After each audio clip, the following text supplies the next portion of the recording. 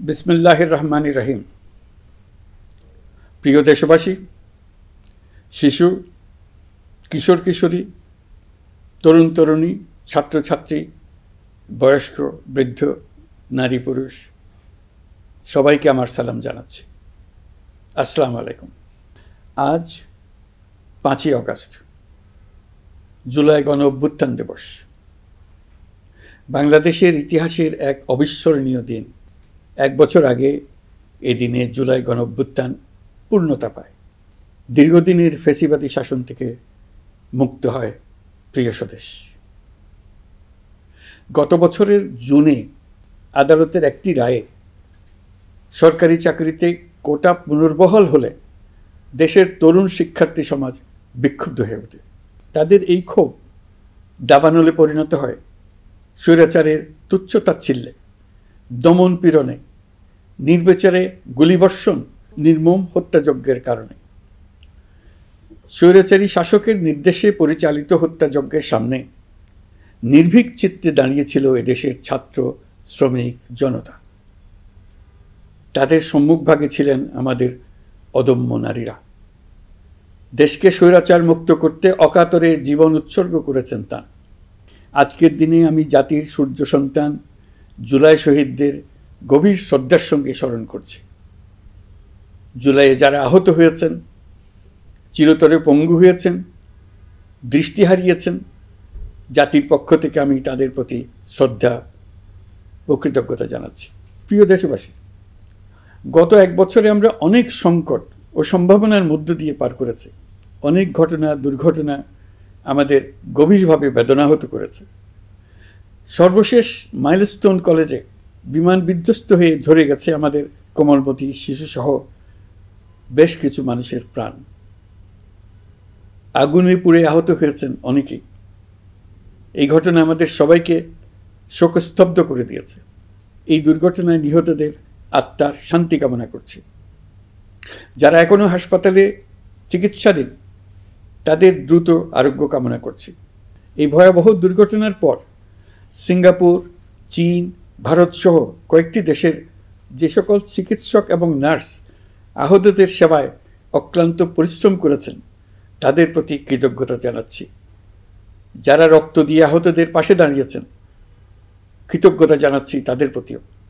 প্রিয় দেশবাসী, জুলাই অভ্যুত্থানের পর আমরা অনেক দূর পথ অতিক্রম করে এসেছি।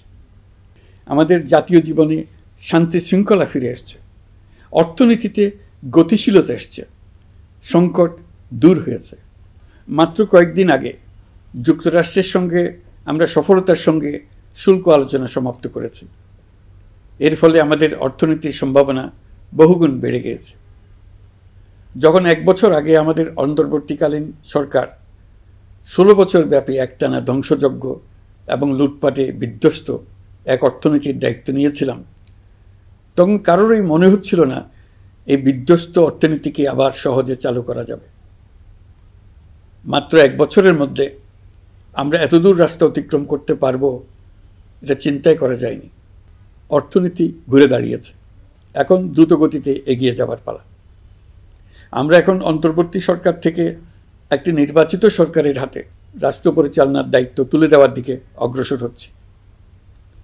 আমরা দায়িত্ব গ্রহণের 4 মাসের মাথায় জাতির উদ্দেশ্যে দেওয়া ভাষণে আমি প্রতিশ্রুতি দিয়েছিলাম 2026 সালের জুনের মধ্যে দেশের আগামী জাতীয় সংসদ নির্বাচন আয়োজন করব।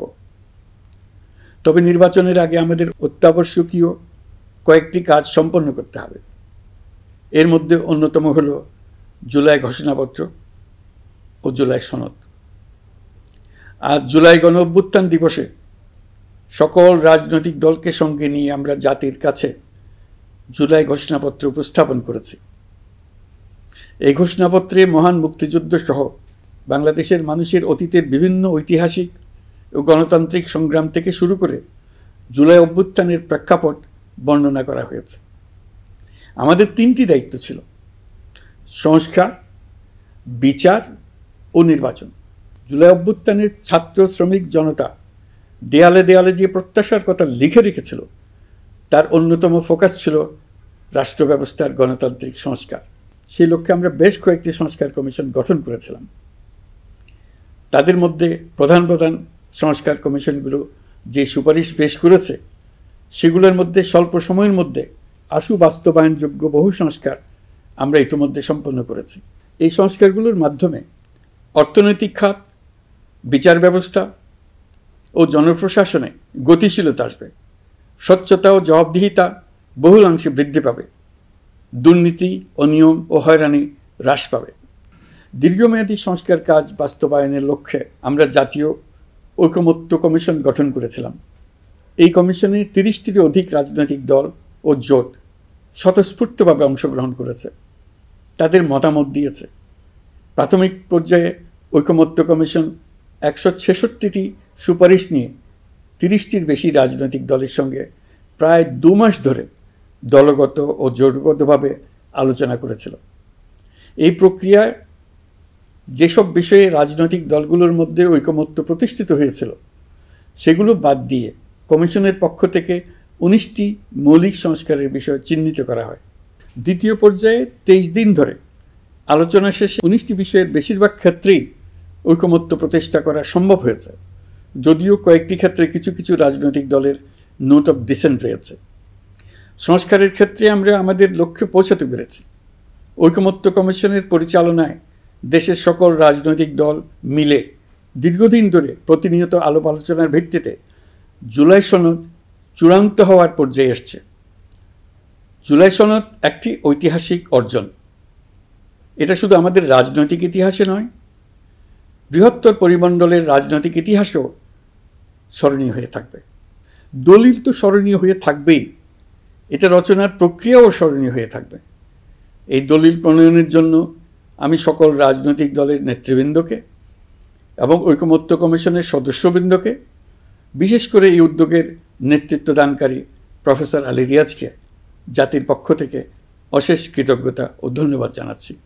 রাজনৈতিক দলের প্রতিনিধিরা অত্যন্ত সৌহার্দ্যপূর্ণ পরিবেশে আলোচনায় অংশ নিয়েছেন। মতপার্থক্য থাকা সত্ত্বেও সকল রাজনৈতিক দলের মধ্যে ঐকমত্য তৈরির চেষ্টা ছিল। আমরা আশা করছি এই ঐকমত্যের ভিত্তিতে অচিরেই রাজনৈতিক দলগুলি জুলাই সনদে স্বাক্ষর করবে এবং এর বাস্তবায়নেও ঐকমত্যে পৌঁছাবে। জুলাই সনদ বাংলাদেশে সুষ্ঠুভাবে ক্ষমতা হস্তান্তর, জবাবদিহিমূলক রাষ্ট্রীয় প্রতিষ্ঠানগুলোর স্বাধীনতা ও সক্ষমতা, নাগরিক অধিকারের সত্যিকারের বাস্তবায়ন, রাষ্ট্রীয় সম্পদ ও সামর্থ্যের ব্যবস্থাপনা নিশ্চিত করবে। আমাদেরকে নিশ্চিত করতে হবে ভবিষ্যতের কোনো সরকারই যেন আর ফ্যাসিস্ট হয়ে উঠতে না পারে। রাষ্ট্রকে এমনভাবে মেরামত করতে হবে যাতে কখনো কোথাও ফ্যাসিবাদের লক্ষণ পাওয়া গেলেই সেটিকে যেন তাৎক্ষণিকভাবে সেখানেই নির্মূল করা যায়, আর যেন 16 বছরের জন্য অপেক্ষা করতে না হয়, বহু মানুষকে প্রাণ দিতে না হয়, আমাদের যেন আরেকটি গণ অভ্যুত্থানের প্রয়োজন না হয়। জুলাই আগস্টের মানবতা বিরোধী অপরাধ মামলায় বিচার কাজ দৃঢ়ভাবে এগিয়ে চলেছে। বিচারের আনুষ্ঠানিক শুনানি পর্বও শুরু হয়েছে। ইতিহাসের নির্মম হত্যাযজ্ঞে যারা জড়িত তাদের বিচার এদেশের মাটিতে হবেই। বিচার প্রক্রিয়া ও এর ফলাফল ক্রমান্বয়ে মানুষের কাছে প্রকাশিত হতে থাকবে। বিচারের পুরো প্রক্রিয়া দেশবাসীর কাছে স্বচ্ছ ও দৃশ্যমান রাখা হচ্ছে। এবার আমাদের সর্বশেষ দায়িত্ব পালনের পালা, নির্বাচন অনুষ্ঠান। আজ এই মহান দিবসে আপনাদের সামনে এই বক্তব্য রাখার পর থেকেই আমরা আমাদের সর্বশেষ এবং সবচেয়ে গুরুত্বপূর্ণ অধ্যায়ে প্রবেশ করব। আমরা এবার একটা নির্বাচিত সরকারের কাছে দায়িত্ব হস্তান্তরের প্রক্রিয়া শুরু করব। অন্তর্বর্তী সরকারের পক্ষ থেকে আমি প্রধান নির্বাচন কমিশনারের কাছে চিঠি পাঠাব যেন নির্বাচন কমিশন আগামী রমজানের আগে 2026 সালের ফেব্রুয়ারি মাসে জাতীয় নির্বাচন অনুষ্ঠানের আয়োজন করেন। আপনারা সকলেই দোয়া করবেন যেন সুন্দরভাবে নির্বাচন অনুষ্ঠান করে এদেশের সকল নাগরিক একটি নতুন বাংলাদেশ গড়ার কাজে সফলভাবে এগিয়ে যেতে পারে। আমরা সরকারের পক্ষ থেকে এই নির্বাচন যাতে সুষ্ঠু, শান্তিপূর্ণ এবং উৎসবমুখরভাবে সম্পন্ন করা যায় সেজন্য সকল প্রকার সাহায্য সহযোগিতা প্রদান করব।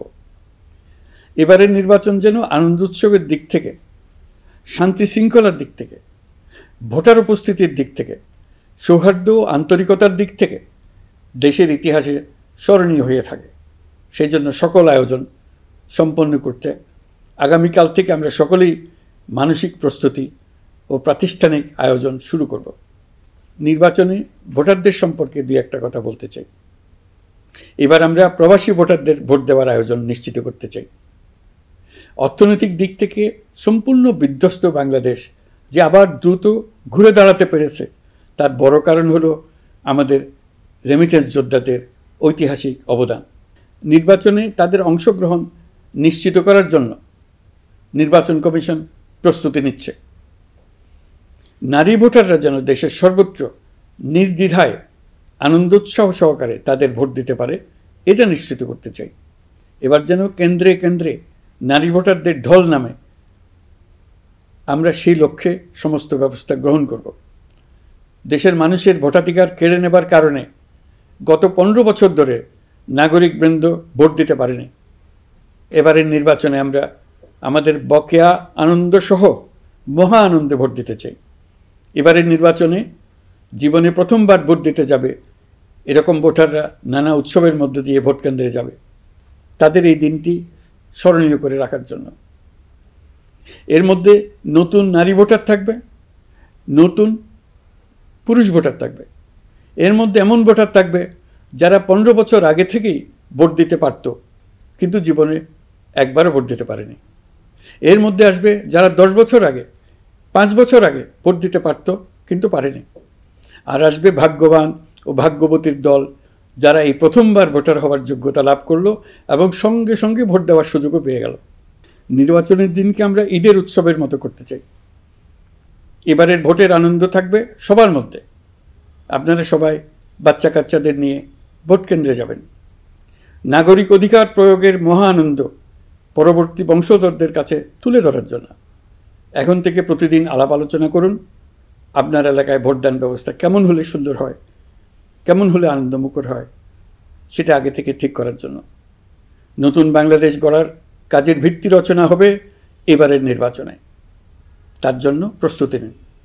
প্রিয় দেশবাসী, দেশের ইতিহাসে এখন পর্যন্ত যতগুলো বড় সংঘাত, সহিংসতার ঘটনা ঘটেছে, তার সবগুলোর নেপথ্য কারণ ছিল ত্রুটিপূর্ণ নির্বাচন। ত্রুটিপূর্ণ নির্বাচনের মধ্য দিয়ে কোনো দল যদি গায়ের জোরে নির্বাচিত হয়ে ক্ষমতায় আসে, তার চূড়ান্ত পরিণতি কী তার জুলাই অভ্যুত্থান আমাদের দেখিয়ে দিয়েছে।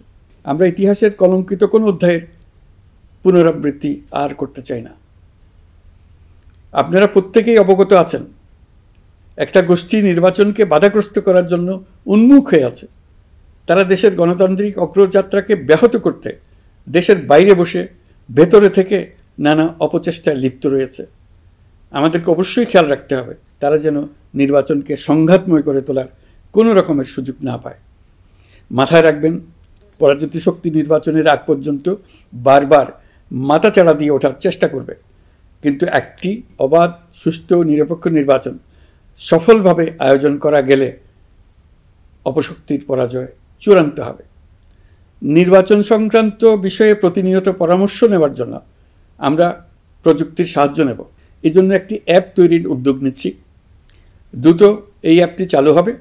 আপনারা আপনাদের সকল পরামর্শ, সকল মতামত, সকল আশঙ্কা এবং উদ্যোগের কথা এই অ্যাপের মাধ্যমে আমাদেরকে জানাবেন। আমরা তা যথাযথ কর্তৃপক্ষকে জানিয়ে দেব, সমস্যা সমাধানের জন্য ব্যবস্থা নেব।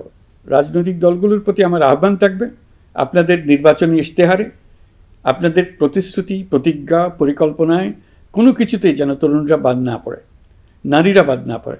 মনে রাখবেন, যে তরুণ তরুণীরা বাংলাদেশকে বদলে দিয়েছে, তারা বিশ্বকেও বদলে দেওয়ার ক্ষমতা রাখে।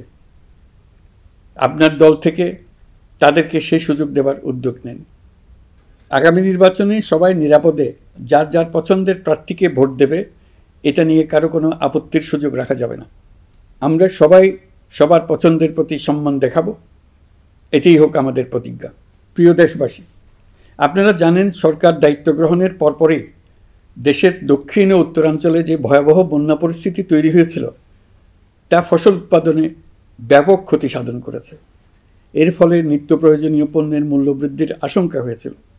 তবে সংশ্লিষ্ট প্রতিষ্ঠান ও কর্তৃপক্ষের যথাযথ পদক্ষেপ, নজরদারি ও মধ্যস্বত্বভোগীদের দৌরাত্ম্য কমানোর ফলে এটি এড়ানো গেছে। বিশেষ করে এবছরের পবিত্র মাহে রমজান মাস থেকে শুরু করে এখন পর্যন্ত বাজার পরিস্থিতি স্থিতিশীল রয়েছে। মূল্যস্ফীতির নিয়ন্ত্রণ ছিল আমাদের জন্য সবচেয়ে বড় চ্যালেঞ্জ। ভঙ্গুর অর্থনীতি ও বন্যার কারণে খাদ্য মূল্যস্ফীতি হয়েছিল প্রায় 14%। এখন সেটা অর্ধেকে নেমে আসছে। আমরা আশা করছি ডিসেম্বরের মধ্যে এটা 6% নেমে আসবে। এই জুন মাসে দেশের সার্বিক মূল্যস্ফীতি কমে 8.48% হয়েছে, যা বিগত 35 মাসের মধ্যে সর্বনিম্ন। এই নিয়ে 4 মাস ধরে সার্বিক মূল্যস্ফীতি ক্রমান্বয়ে কমেছে। বর্তমান অন্তর্বর্তীকালীন সরকারের প্রতি প্রবাসীদের অসীম আস্থার ফলে মুদ্রাবাজারেও স্থিতিশীলতা ফিরে এসছে। গত অর্থ বছরে ব্যাংকিং চ্যানেলে রেকর্ড $3033 কোটি প্রবাসী আয় দেশে এসছে। রপ্তানি আয়ে প্রায় 9% প্রবৃদ্ধি হয়েছে। এর ফলে টাকা শক্তিশালী হয়েছে। অনেক বছর পর ডলারের বিপরীতে টাকার মান বাড়ছে। গত 11 মাসে বৈদেশিক পাওনাদারদের পাওনা সুদ ও আসল বাবদ $4 বিলিয়ন অর্থাৎ $400 কোটি অর্থ পরিশোধ করা হয়েছে, যা এ যাবৎকালের সর্বোচ্চ। আগের বকেয়া আদায় পরিশোধের পরও বৈদেশিক মুদ্রার রিজার্ভ বাড়ছে। আগামীতে এই ধারা বজায় থাকবে বলে আমরা আশা করি। বিদেশি বিনিয়োগ বৃদ্ধিতে বিভিন্ন উদ্যোগ নেওয়ার ফলে এই বছরের প্রথম 3 মাসে বিদেশি বিনিয়োগ এসছে $10,500 কোটি। গত বছরের একই সময়ের তুলনায় এটা দ্বিগুণেরও বেশি। আর অক্টোবর থেকে হিসাব করলে 6 মাসে ফরেন ডাইরেক্ট ইনভেস্টমেন্ট এসছে $16,500 কোটি, যা গত সরকারের আমলের শেষ 6 মাসের তুলনায় দ্বিগুণ। কর্মসংস্থান সৃষ্টি অন্তর্বর্তীকালীন সরকারের অন্যতম বড় লক্ষ্য। সম্প্রতি হংকং ভিত্তিক শিল্পগোষ্ঠী হান্ডা বাংলাদেশের বস্ত্র তৈরি পোশাক খাতে $250 মিলিয়ন বিনিয়োগের প্রতিশ্রুতি নিয়ে এসছে, যা এই খাতে চীনা কোনো কোম্পানির একক সর্বোচ্চ বিনিয়োগ। তাদের এই বিনিয়োগের ফলে 25,000 লোকের কর্মসংস্থান হবে। আমরা দৃঢ়ভাবে বিশ্বাস করি হান্ডার এই বিনিয়োগ আরও চীনা কোম্পানিকে এই দেশে বিনিয়োগের জন্য উৎসাহিত করবে। এর মাধ্যমে আমাদের তরুণ তরুণীদের কর্মসংস্থানের পথ খুলবে। গত 16 বছরে দেশ থেকে যে বিপুল পরিমাণ অর্থ পাচার হয়ে গিয়েছে, আমরা সেটা ফিরিয়ে আনার উদ্যোগ নিয়েছি। এই দীর্ঘ আইনি প্রক্রিয়ার জন্য সরকার নামকরা বিদেশি আইনি প্রতিষ্ঠানকে নিয়োগ দিয়েছে। যথাযথ আইনি পদক্ষেপের ফলে বিশ্বের বিভিন্ন দেশে ফেসিবাদী দুর্বৃত্তরা যে অর্থ সম্পদের পাহাড় গড়েছে তার কিছু কিছু ইতিমধ্যে জব্দ হয়েছে। এই কার্যক্রম সঠিকভাবে চালিয়ে যেতে পারলে অল্প সময়ের মধ্যে আরও কিছু ইতিবাচক ফলাফল পাওয়া যাবে বলে আমি বিশ্বাস করি। দেশের ভেঙে পড়া অর্থনীতিকে মজবুত করতে হলে আমাদের চিন্তায় মৌলিক পরিবর্তন আনতে হবে। আমি বরাবরই বলে এসেছি, এদেশের নদী ও বিশাল সমুদ্র আমাদের মূল্যবান সম্পদ। আমরা এই সম্পদকে কাজে লাগিয়ে সমান্তরালভাবে পানিভিত্তিক অর্থনীতি গড়ে তুলতে চাই। আমরা প্রায় ভুলে যাই যে বঙ্গোপসাগরের একটা অংশও আমাদের দেশ। এর পরিমাণ আমাদের মোট জমির পরিমাণের চাইতে বেশি। আমরা প্রায় সবসময় জমিভিত্তিক আমাদের অর্ধেক দেশ নিয়ে মাথা ঘামাই, বাকি পানিভিত্তিক অর্ধেক দেশকে হিসাবেই ধরি না, কারণ আমরা ওই অংশে বসবাস করি না। আমরা তো হাওর বাওরেও বসবাস করি না, তাই বলে তো তাকে হিসাবের বাইরে রাখেন। এখন থেকে আমাদের অংশের বঙ্গোপসাগরকে আমরা আমাদের দেশের মূল্যবান অংশ, এই কথা সবসময় মাথায় রেখে অগ্রসর হব। এই অংশের পানির উপর দিয়ে দেশ বিদেশের সঙ্গে আমরা বাণিজ্য করব। তার মাধ্যমে আমরা পুরো পৃথিবীকে আমাদের প্রতিবেশী বানাবো। এই পানির মধ্যে আছে অফুরন্ত সম্পদ, মৎস্য সম্পদ, যা প্রতি বছর ফসল দেয়। এই পানির নিচে আছে অফুরন্ত গ্যাস। এর সব কিছুকে নিয়েই প্রতিনিয়ত আমাদের চিন্তাভাবনাকে চালিত করতে হবে। বর্তমান সরকার চট্টগ্রাম বন্দর ব্যবস্থাপনাকে নতুন করে সাজানোর উদ্যোগ নিয়েছে। সরকার সম্প্রতি বাংলাদেশ নৌবাহিনী পরিচালিত ড্রাই ডক লিমিটেডকে নিউ মেরিন টার্মিনাল কন্টেইনার হ্যান্ডলিংয়ের দায়িত্ব দিয়েছে। তারা কাজ শুরু করা মাত্রই কিছু ইতিবাচক পরিবর্তন এসছে। প্রথম 2 সপ্তাহে দেখা গেছে আগের তুলনায় প্রতিদিন গড়ে 225টি বেশি কন্টেইনার হ্যান্ডলিং হচ্ছে। এই বন্দরকে আধুনিকভাবে গড়ে তোলা গেলে তা শুধু বাংলাদেশের অর্থনীতিতেই ভূমিকা রাখবে না, নেপাল, ভুটান সহ পার্শ্ববর্তী অঞ্চলের অর্থনীতিতে ইতিবাচক ভূমিকা রাখতে সক্ষম হবে। বিনিময়ে তারাও উপকৃত হবে, আমরাও উপকৃত হব। আমাদের উপকূল অঞ্চল অফুরন্ত সম্ভাবনার আধার। কুমিরা থেকে টেকনাফ পর্যন্ত নানা বন্দরের কর্মচাঞ্চল্যে সমগ্র উপকূল অঞ্চলকে দক্ষিণ এশিয়ার একটি গুরুত্বপূর্ণ অর্থনৈতিক প্রাণকেন্দ্র হিসেবে প্রতিষ্ঠা করবে। এই পুরো অঞ্চলে অনেকগুলো শিল্পাঞ্চল গড়ে উঠবে শুধু সমুদ্রের সান্নিধ্য এবং তার ব্যবহারের দক্ষতার কারণে। সমুদ্র উপকূলীয় অঞ্চলের সম্পদ ও পরিবেশের টেকসই ব্যবহার নিশ্চিত করতে আমাদের বন্ধু দেশগুলোর সঙ্গে আলোচনা শুরু করেছি। তারা উৎসাহ সহকারে সাড়া দিয়েছেন। গভীর সমুদ্রকে আমরা এখনও আমাদের কল্যাণে কাজে লাগাতে পারিনি। একে কেন্দ্র করে আমরা মাছ পালন, আহরণ ও প্রক্রিয়াজাতকরণের শিল্প গড়ে তুলতে কাজ শুরু করেছি। এতে করে লক্ষ লক্ষ মানুষের কর্মসংস্থান হবে, আমাদের অর্থনীতি নতুন শক্তিতে বলীয়ান হবে। প্রিয় দেশবাসী, প্রবাসী বাংলাদেশিদের জন্য ভিসা সংক্রান্ত জটিলতা দূর করতে আমরা গভীরভাবে কাজ করে যাচ্ছি। বাংলাদেশি নাগরিকদের জন্য আরব আমিরাত পুনরায় ভিসা চালু করেছে। মালয়েশিয়া কর্তৃপক্ষ বাংলাদেশি কর্মীদের জন্য প্রথমবারের মতো মাল্টিপল এন্ট্রি ভিসা চালু করেছে। অন্যান্য দেশের সঙ্গেও ভিসা জটিলতা কীভাবে কমিয়ে আনা যায় এ নিয়ে আমরা কাজ করে যাচ্ছি। আগামী 5 বছরে জাপানে অন্তত 1 লক্ষ বাংলাদেশি তরুণদের পাঠানোর প্রস্তুতি শুরু করেছি। তরুণদের সেখানে পাঠানোর জন্য বিশেষ প্রশিক্ষণ, অন্যান্য ব্যবস্থাও আমরা নিতে শুরু করেছি। এর পাশাপাশি আমরা ইতালি, দক্ষিণ কোরিয়া, সার্বিয়া সহ বিভিন্ন দেশে দক্ষ কর্মীদের পাঠানোর উদ্যোগ নিয়েছি। সৌদি আরব, জর্ডান, ওমান সহ বিভিন্ন দেশে নথিপত্রের কারণে যে প্রবাসীরা ইরেগুলার হয়ে গিয়েছিলেন তাদেরকে রেগুলারাইজ করার জন্য ব্যবস্থা নিয়েছে। আমরা বিভিন্ন দেশের সঙ্গে বিদ্যমান চুক্তিগুলোকে পর্যালোচনা করে দেখছি যাতে আমাদের প্রবাসী ভাই বোনদের জন্য সেগুলো স্বস্তিদায়ক হয়।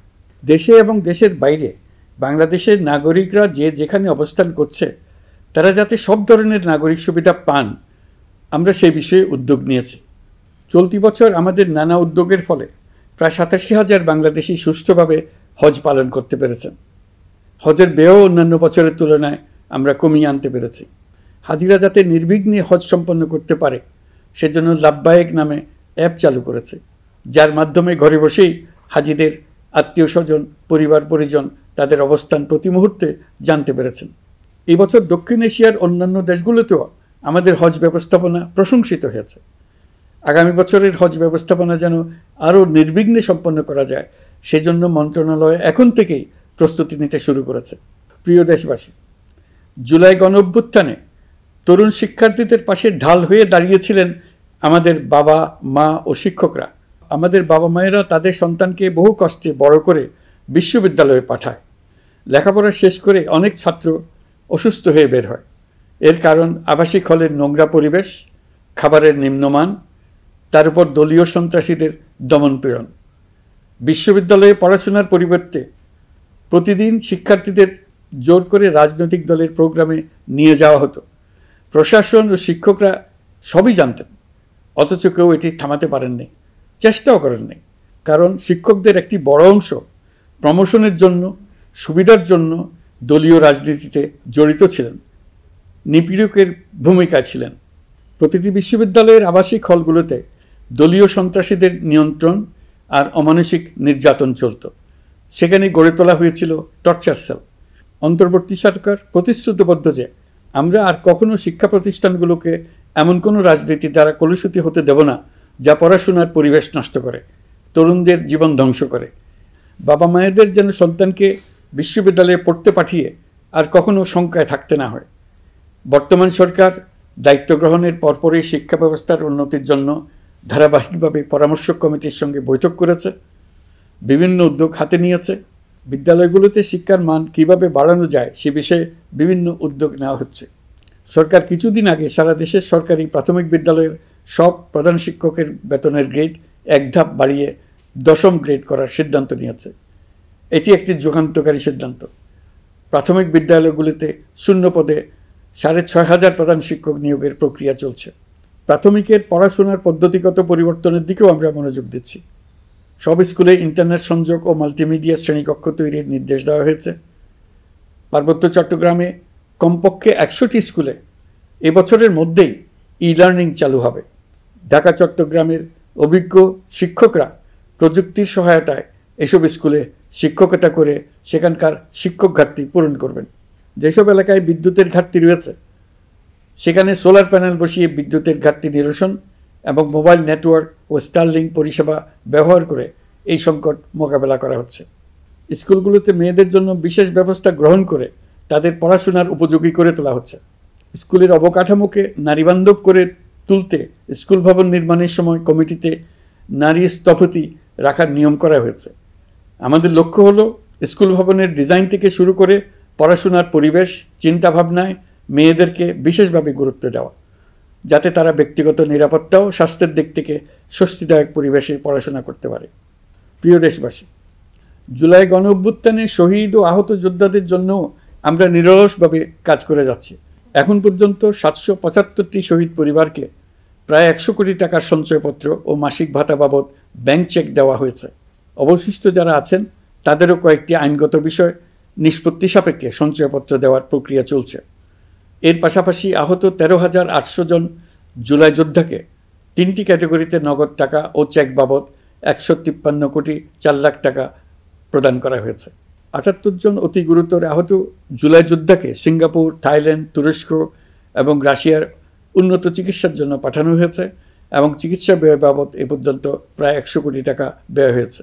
আহতদের পুনর্বাসনের জন্য সরকারের সবকটি মন্ত্রণালয়ের সম্মিলিত প্রচেষ্টায় বিভিন্ন ধরনের উদ্যোগ নেওয়া হচ্ছে। ফেসিবাদী সরকারের আমলে দেশের শহরে বন্দরে হাজারো প্রতিষ্ঠান, সড়ক, সেতু, সেনানিবাস, যুদ্ধজাহাজ, স্কুল, কলেজ, বিশ্ববিদ্যালয়ের নাম পরিবর্তন করে স্বৈরাচার তার নিজের এবং নিজের পরিবারের সদস্যদের নামে চালু করেছিল। আমরা সব নাম পরিবর্তন করে আগের নাম বা মানানসই নাম করে দিয়েছি। প্রিয় দেশবাসী, অন্তর্বর্তীকালীন সরকার এমন এক অবস্থায় দেশের দায়িত্বভার গ্রহণ করেছিল যখন প্রতিটি গণতান্ত্রিক প্রতিষ্ঠান, অফিস, আদালত বিধ্বস্ত অবস্থায় ছিল। আমাদের প্রথম এবং প্রাথমিক কাজ ছিল এই প্রতিষ্ঠানগুলো সংস্কার এবং পুনর্নির্মাণে হাত দেওয়া, আইনশৃঙ্খলা বাহিনী পুনর্গঠন, অর্থনীতি পুনরুদ্ধার, আইন আদালত, নির্বাচন কমিশন সহ যাবতীয় গণতান্ত্রিক প্রতিষ্ঠানকে সচল করা এবং নাগরিকদের নিকট দায়বদ্ধ করে তোলা। রক্তাক্ত জুলাই ছিল স্বৈরাচারের বিরুদ্ধে তরুণদের পুঞ্জীবিত ক্ষোভের বহিঃপ্রকাশ। 16 বছর ধরে সরকারের স্বৈরাচারী আচরণের বিরোধিতা করে যতগুলো আন্দোলন হয়েছে, প্রতিটিতেই দলীয় সন্ত্রাসীরা অস্ত্র হাতে আন্দোলনকারীদের আক্রমণ করেছে। প্রতিটি আন্দোলনকেই দমন করার জন্য দলীয় সন্ত্রাসীরা সর্বোচ্চ আঘাত করেছে, যেখানে আইনশৃঙ্খলা বাহিনীকেও অংশ নিতে নির্দেশ দেওয়া হয়েছে অথবা দাঁড়িয়ে দর্শকের ভূমিকায় থাকতে বলা হয়েছে। একটি স্বাধীন বিচার বিভাগের জন্য অন্তর্বর্তী সরকার সংস্কার কাজ হাতে নিয়েছে। বিচার বিভাগীয় সংস্কার কমিশনের প্রস্তাবনা অনুযায়ী সুপ্রিম কোর্ট বিচারক নিয়োগ সহ যে সকল কাজ এই সরকার স্বল্প সময়ের মধ্যে করে যেতে পারবে, সে সকল কাজের অধিকাংশ ইতিমধ্যে সম্পন্ন করা হয়ে গেছে। বাকি কাজ চলমান রয়েছে। স্বৈরাচার আমলে দলীয় বাহিনীতে পরিণত হওয়া ভঙ্গুর আইনশৃঙ্খলা বাহিনীকে নতুন করে গড়ে তোলার জন্য আমরা সর্বোচ্চ ব্যবস্থা নিয়েছি। আইনশৃঙ্খলা বাহিনী দ্বারা কোনো মানবাধিকার লঙ্ঘন যাতে না ঘটে, সেই জন্য পুলিশ সদর দপ্তরে একটি সেল কার্যকর করা হয়েছে, যেখানে মানবাধিকার সহ পুলিশ সদস্যদের মাধ্যমে সংগঠিত যে কোনো অপরাধের বিষয়ে অভিযোগ করা যায়।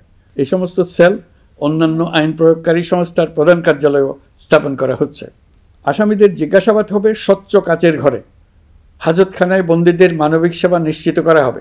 অভিযান পরিচালনার সময় পুলিশ যেন জিপিএস ট্র্যাকিং সিস্টেম ডিভাইস সহ বডি ক্যামেরা পরিধান করেন তা নিশ্চিত করা হবে।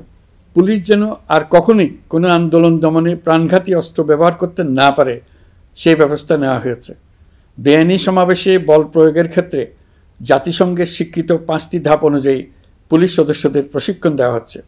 সব মিলিয়ে স্বরাষ্ট্র মন্ত্রণালয়ের পুলিশ সংস্কার কমিশনের প্রস্তাব অনুযায়ী 16টি সংস্কার কাজ সম্পন্ন হয়েছে।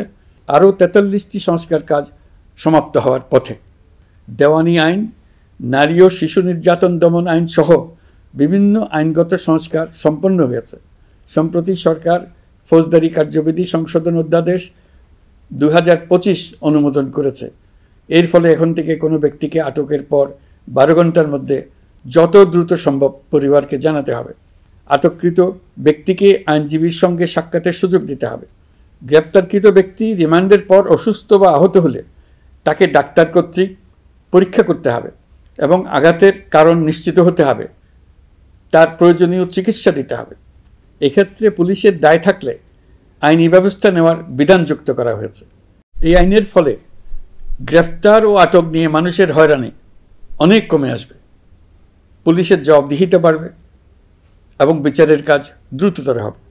পুলিশ সংস্কার কমিশনের সুপারিশ ছিল কোনো ব্যক্তি থানায় জিডি করতে গেলে অবশ্যই তা গ্রহণ করতে হবে। জিডি গ্রহণ করা ছাড়া থানা থেকে কোনো ব্যক্তিকে ফিরিয়ে দেওয়া যাবে না। এই সুপারিশের ভিত্তিতে সরকার সিদ্ধান্ত নিয়েছে দেশের সব থানায় অনলাইনে জিডি করা যাবে। এখন থানায় জিডি না নেওয়ার আর কোনো অভিযোগ থাকবে না। গণতান্ত্রিক চর্চার অন্যতম প্রধান শর্ত গণমাধ্যমের স্বাধীনতা। অতীত ইতিহাসের দিকে তাকালে দেখা যায় মুক্ত সাংবাদিকতার ক্ষেত্রে প্রথম এবং সবচেয়ে বড় বাধা হিসেবে কাজ করেছে সরকার। অন্তর্বর্তী সরকার এইসব বাধা অপসারণে বিভিন্ন উদ্যোগ নিয়েছে। আমরা সমালোচনাকে উন্মুক্ত করে দিয়েছি। যে কেউ চাইলেই যে কোনো মাধ্যমে, সেটা মূলধারার গণমাধ্যম হোক কিংবা সামাজিক যোগাযোগ মাধ্যমেই হোক, সরকারের সমালোচনা করতে পারছেন। এমনকি রাষ্ট্রীয় গণমাধ্যমেও সরকারের সমালোচনা করা যাচ্ছে। নিকট অতীতে যা ছিল অকল্পনীয়। সাংবাদিকদের জবাবদিহিতা নিশ্চিত করার জন্য সরকার ইতিমধ্যে প্রেস কাউন্সিল পুনর্গঠন করেছে। আপনারা জানেন, সামাজিক যোগাযোগ মাধ্যমে প্রতিদিন বিপুল পরিমাণ গুজব ও অপতথ্য ছড়িয়ে পড়ছে। দেশকে অস্থিতিশীল করতে হাতিয়ারে পরিণত হয়েছে গুজব। অপতথ্য মোকাবেলা করার জন্য সাংবাদিকদের সক্ষমতা বাড়াতে বিভিন্ন ধরনের প্রশিক্ষণের ব্যবস্থা নেওয়া হচ্ছে। স্বৈরাচারী সরকার আমলে সাংবাদিকতার ক্ষেত্রে বড় বাধা ছিল ডিজিটাল নিরাপত্তা আইন, যা পরে সাইবার নিরাপত্তা আইন রূপে আবির্ভূত হয়েছিল। আমরা এই আইনটি বাতিল করেছি। এই আইনের অধীনে সাংবাদিকদের বিরুদ্ধে করা সব মামলা বাতিল করা হয়েছে। সংবাদ মাধ্যমের স্বাধীনতা নিশ্চিতকরণে এটি একটি বড় অগ্রগতি। নতুন যে আইন প্রণীত হয়েছে তাতে আগের আইনের নিবর্তনমূলক 9টি ধারা বাদ দেওয়া হয়েছে। আগের আইনের আওতায় করা 95% মামলায় এসব ধারায়। আমরা বিশ্বাস করি নতুন আইন প্রণয়নের পর সাংবাদিকদের আইনি হয়রানি বন্ধ হবে। গত বছর মানুষের প্রতিবাদকে স্তব্ধ করে দিতে ফ্যাসিবাদী সরকার ইন্টারনেট বন্ধ করে দিয়েছিল, যাতে গোপনে তারা দমন নিপীড়ন হত্যাকাণ্ড চালাতে পারে। অন্তর্বর্তী সরকার সাইবার সুরক্ষা আইন সংশোধন করে নতুন অধ্যাদেশে প্রথমবারের মতো ইন্টারনেটকে মৌলিক অধিকার হিসেবে অন্তর্ভুক্ত করেছে। সম্প্রতি আন্তর্জাতিক bandwidth real time internet traffic পরিবহনে 4 টেরাবাইট সেকেন্ডের মাইলফলক অতিক্রম করেছে বাংলাদেশ সাবমেরিন কেবলস পিএলসি। বাংলাদেশে ইন্টারনেট সেবার মান ভালো করতে সরকারের পক্ষ থেকে সর্বোচ্চ উদ্যোগ নেওয়া হয়েছে। প্রিয় দেশবাসী, আপনাদের আহ্বানে একটি ঐতিহাসিক সন্ধিক্ষণে আমরা দায়িত্বভার গ্রহণ করেছিলাম।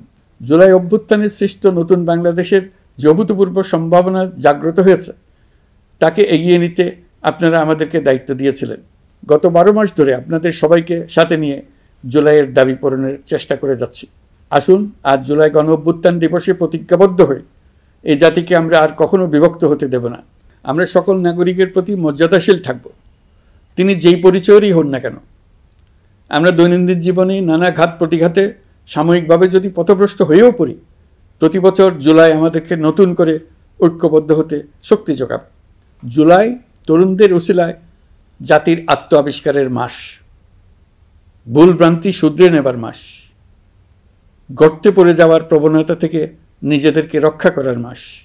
জুলাই গ্রামে গঞ্জে, সরকারি বেসরকারি স্কুল কলেজে, বিশ্ববিদ্যালয়ে, ফসলের মাঠে, ঘরে বাড়িতে কিশোর কিশোরী, তরুণ তরুণীদের কাছ থেকে তাদের আকাঙ্ক্ষাগুলো জেনে নেওয়ার মাস। নির্বাচন আসছে। যদি আপনি আপনার নির্বাচনী এলাকা থেকে দূরে বসবাস করেন, তবে এখন থেকে নিয়মিত নির্বাচনী এলাকা পরিদর্শন করুন, যাতে সেরা ব্যক্তিকে নির্বাচিত করতে আপনি প্রস্তুত হতে পারেন। যাদের তাজা রক্তের বিনিময়ে আমরা আমাদের এই অতি মূল্যবান অধিকার ফিরে পেলাম, ভোটটা দেওয়ার আগ মুহূর্তে যেন তাদের চেহারা আমাদের চোখে ভেসে ওঠে। ফেব্রুয়ারি বেশি দূরে নয়। নির্বাচন নিয়ে প্রস্তুতি নিতে নিতেই ভোটের দিন এসে পড়বে। বহু বছর আমরা কেউ ভোট দিতে পারিনি। এবার আমরা সবাই ভোট দেব, কেউ বাদ যাবে না। সবাই যেন বলতে পারি, নতুন বাংলাদেশ গড়ার পথে দেশকে রওনা করার জন্য আমি আমার ভোটটা দিয়েছিলাম। আমার ভোটে দেশটা সে পথে রওনা হতে পেরেছিল।